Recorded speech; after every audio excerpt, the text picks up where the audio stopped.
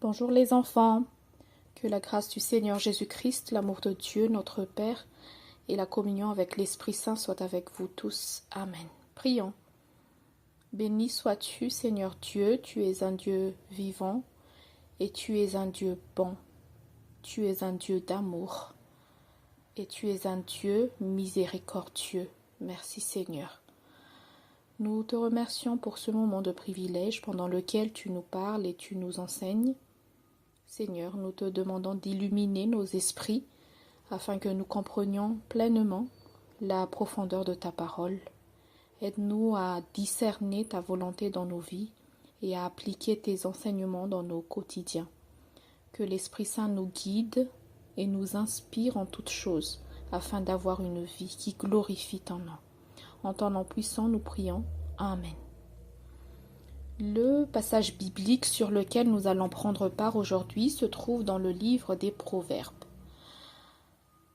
Proverbes, chapitre 9, du premier verset au verset 6.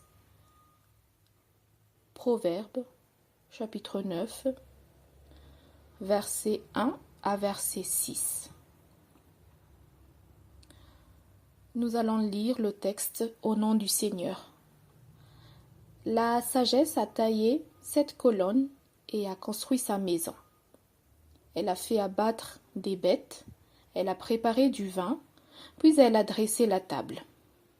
Elle a envoyé ses servantes lancer cette invitation à l'endroit le plus élevé de la ville. Vous, les ignorants, accourez donc par ici. Elle a fait dire à ceux qui ont la tête vide, venez vous nourrir à ma table et boire le vin que j'ai préparé. Quittez la compagnie des ignorants et vous vivrez. Prenez donc le chemin où se tient l'intelligence. Amen. Si je vous pose la question, avez-vous déjà reçu une invitation à une fête très spéciale, comme un anniversaire par exemple? Eh bien, je pense que oui. C'est même très fréquent lorsqu'on est petit et jeune. Presque tous nos amis nous invitent à leur anniversaire. Mais aujourd'hui, nous allons parler d'une invitation encore plus spéciale, l'invitation de la sagesse. Dans le texte que nous venons de lire, c'est la sagesse qui invite. Cette sagesse, ce n'est pas seulement de livres ou de connaissances, ce n'est pas seulement une idée, mais c'est une personne. Si vous vous rappelez, dans un des partages que nous avons déjà eus auparavant, nous avons appris que la figure de la sagesse dans le livre des Proverbes, c'est une préfiguration de Jésus-Christ, le Fils de Dieu. Eh bien, Jésus nous invite à un grand festin extraordinaire. Un festin d'amour et de vie. Imaginez les enfants que vous recevez une invitation très spéciale. Une invitation à un grand festin dans un château royal. Tout y est magnifique, les plats sont savoureux, les gâteaux sont délicieux, la musique est envoûtante et le roi est d'une grande bonté. Vous serez tous ravis d'y assister, n'est-ce pas? Dans les Saintes Écritures, Jésus-Christ nous invite à un grand festin encore plus extraordinaire. C'est le festin de la sagesse. Un festin pour notre cœur et notre esprit. Jésus, le Fils de Dieu, est le roi de la sagesse. Il nous invite à venir à sa table et à partager sa vie. Et vous savez, en mangeant à la table de Jésus, nous découvrons les bienfaits de la sagesse, notamment les 7 dons de l'esprit que nous trouvons dans Galates chapitre 5 verset 22. Alors il y a parmi les bienfaits de la sagesse, parmi les dons de l'esprit, eh bien il y a l'amour, il y a la joie, il y a la paix, il y a la patience, il y a la bienveillance, il y a la bonté, il y a la fidélité. Et d'ailleurs, en faisant une recherche sur la signification des 7 colonnes mentionnées dans le verset 1 de ce passage, qui dit au nom du Seigneur, la sagesse a taillé 7 colonnes et a construit sa maison. Ça, c'est le premier verset du chapitre 9 des Proverbes. Eh bien, en cherchant la signification de ces 7 colonnes, plusieurs explications, plusieurs interprétations sont sorties et parmi celles-ci, il y a justement le symbole de ces 7 dons de l'esprit dans Galates, chapitre 5, verset 22. Alors, c'est Jésus lui-même qui nous donne son esprit, l'Esprit Saint. Et les dons, fruits de l'Esprit Saint, sont offerts à tous les chrétiens, à tous les croyants, pour les aider à vivre une vie conforme à la volonté de Dieu.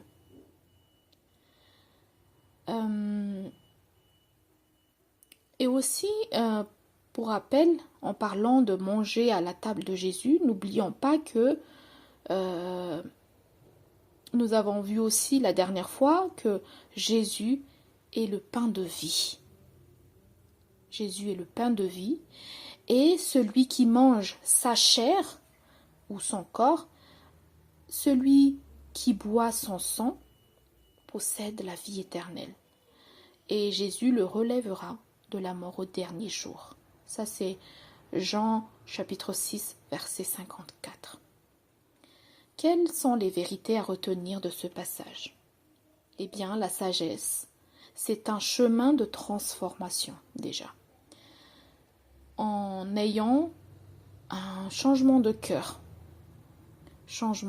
Quand nous acceptons l'invitation de Jésus, c'est-à-dire que nous l'acceptons comme notre sauveur, notre rédempteur, notre roi, eh bien notre cœur change. Nous devenons de nouvelles personnes sauvées, c'est-à-dire purifiées des péchés, et ainsi ayant la vie éternelle. Nous ne devons pas rester dans la condamnation, en nous disant « je suis pécheur, je suis pécheresse, et je ne peux plus rien faire ». Mais si, justement, Jésus est venu sur terre pour nous sauver de nos péchés, pour nous les pardonner. Et croyons à cela, chers enfants, ayant confiance en lui, ayant confiance en Jésus, ayant confiance en ce salut qu'il a accompli pour toi et pour moi sur la croix. C'est ça la foi. La sagesse, c'est un chemin de transformation, c'est ce qu'on a dit tout à l'heure, en ayant aussi une croissance spirituelle. La sagesse de Jésus nous fait grandir spirituellement. Nous devenons de plus en plus semblables à lui, en devenant des ambassadeurs et ambassadrices du Christ. Alors, ambassadeurs, ambassadrices du Christ, eh bien, ce sont les personnes chargées de faire l'évangélisation partout dans le monde.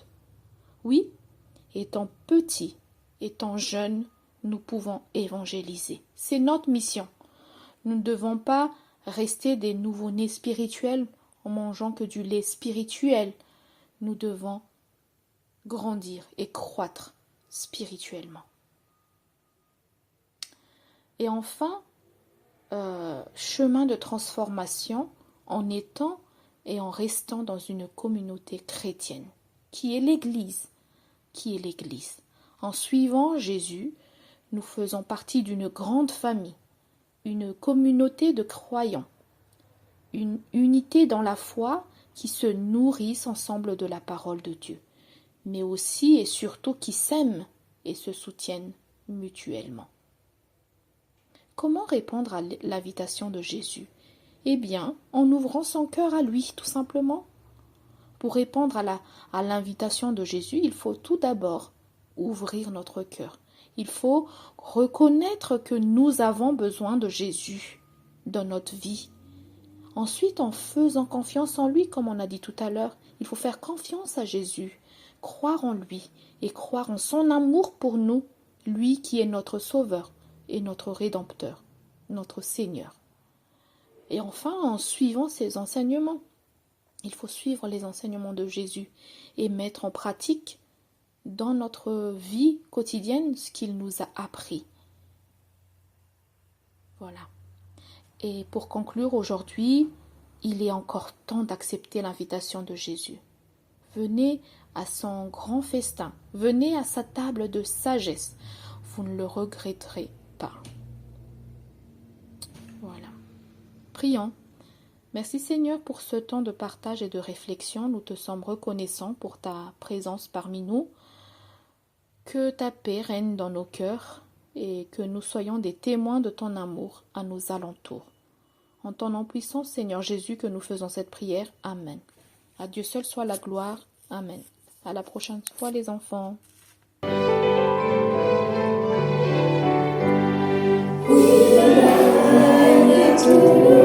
We are